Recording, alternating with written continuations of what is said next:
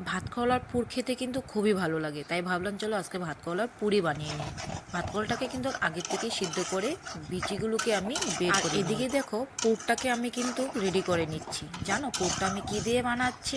কিছুটা পরিমাণে পনির আর ভাত কলার ভিতরে থাকা বীজের অংশ, হলুদ, লবণ, ঝাল হিসাব করে কাঁচা লঙ্কা, এগুলো একসাথে আমি পেস্ট করে নিয়েছি। তারপর কড়াইতে সরষের তেল দিয়ে তেলটাকে গরম করে কালো জিরে ফোড়ন দিয়ে সেই পেস্টটা দিয়ে ভালো করে আমি কষিয়ে নিয়েছি। আর নামানোর আগে আমি কারি পাতাও দিয়েছি, খুব ভালো লাগে খেতে। আর কারি পাতা দিলে না হেভি টেস্ট লাগে খেতে, একটা যে সুন্দর একটা গন্ধ বেরো হয় না, উফ খুব ভালো লাগে খেতে। আর যাই হোক পুরটাকে আমি কিন্তু ঠান্ডা করে এক এক করে আমি ভাত কলার ভিতরে আমি চামচ দিয়ে ভরে নিচ্ছি। এইবার একটা ব্যাটার তৈরি করে নিয়েছি। দেখো আমি আগের থেকে ব্যাটারটা তৈরি করে নিয়েছি বেসনের।